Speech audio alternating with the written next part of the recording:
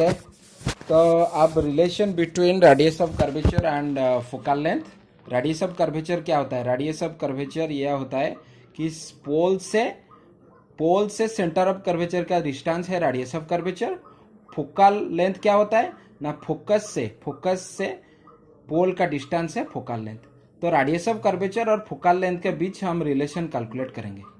तो radius of curvature और focal length के डिस्टेंस के रिलेशन कैसे कैलकुलेट हो, ये होगा कि क्या मिरर है, ये है कनकेव मिरर। सोर्स से एक पैरेलल रे आया, ए पॉइंट पर रिफ्लेक्ट हुआ और फोकस को लेकर पास कर गया। ओके, तो ये हुआ इंसिडेंस एंगल। ये जो है ये रेडियस है, तो रेडियस ऑलवेज स्फेरिकल सरफेस को नॉर्मल होता है। तो इसका मतलब ये हो गया एंगल ऑफ इंसिडेंस, ये हो गया एंगल ऑफ रिफ्लेक्शन हो गया। तो ये भी रेडियस हो, ये भी रेडियस है, तो इसका मतलब क्या है ना, ये एंगल जो है ये एंगल भी वो है। तो इसका मतलब आई, ये भी आई हो गया, ये भी आई मतलब ये भी आर हो गया, ये भी तम। इसका मतलब I angle is equals to R angle, that is the law of reflection. Angle of incidence is equals to angle of reflection. तो पैरेलल है, इसका मतलब ये आई मीन्स ये भी आई, तो इसलिए बर्तन I is equals to R. तो ये जो C F is equals to A F, इसका मतलब C F is equals to A F, C F is equals to A F. तो ये रेडियस ऑफ कर्वेचर क्या है ना, C F plus P F. Radius of curvature C F plus P F, तो ये लिख डाला C F plus P F. Okay, तो कर्वेचर छोटा है, ये कर्वेचर छोटा है, इसका मतलब पी एफ जो है ए एफ वो ही है। तो इसका मतलब P F is equals to F, nearly equals to हम लिख लेंगे। तो because we are considering that they are okay. तो पहले ये रे आया सोर्स से, एस वाला रे आया, S A is the incident ray. Okay, message आया, सोर्स से रे आया तो ए पॉइंट में रिफ्लेक्ट हो गया, रिफ्लेक्ट हो गए फोकस से निकल गया।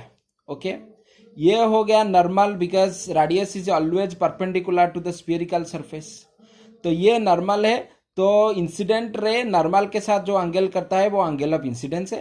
रिफ्लेक्टेड रे नॉर्मल के साथ जो एंगल करता है वो एंगल ऑफ रिफ्लेक्शन है। ओके, तो इंसिडेंस रे, ये इंसिडेंस रे है, ये इंसिडेंस एंगल है, ये रिफ्लेक्टेड एंगल है। तो as per the law incidence angle is equals to angle of reflection. तो इसका मतलब I is equals to R हो गया। ओके, तो यहाँ ये दो पैरेलल। ओके, तो इसका मतलब I is equals to this one is equals to this one. अगर ये पैरेलल है तो ये दो पैरेलल है, इसका मतलब ये एंगल इज इक्वल्स टू ये एंगल हो गया।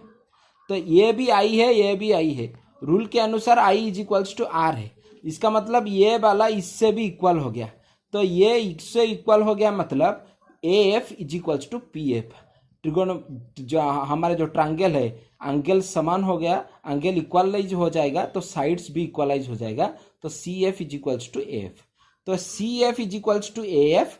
तो ये कर्वेचर छोटा है, ये ज्यादा बड़ा कर्वेचर नहीं है, हमको कंसिडर करना पड़ेगा कि ये कर्वेचर छोटा है। आज ये कर्वेचर छोटा है तो P F is equals to A F, ये नियरली इक्वल्स टू होगा, बिकॉज ये ज्यादा बड़ा नहीं है। ओके, तो आज पर ये ज्यादा बड़ा नहीं है, तो P F nearly equals to A F.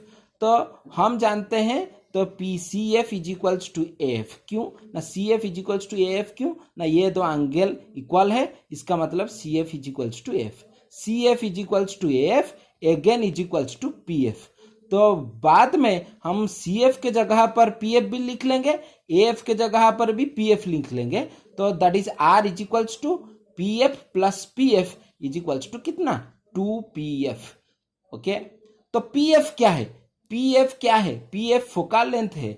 What is r, तो that is r is the radius of curvature. So r is equals to 2pf। pf क्या है, फोकल लेंथ है, तो r is equals to 2f। तो f क्या हो जाएगा, r/2। So this one is the relation between the radius of curvature and the focal length, that is f is equals to r/2। That is radius of curvature जितना होगा focal length उससे आधा होगा। Okay.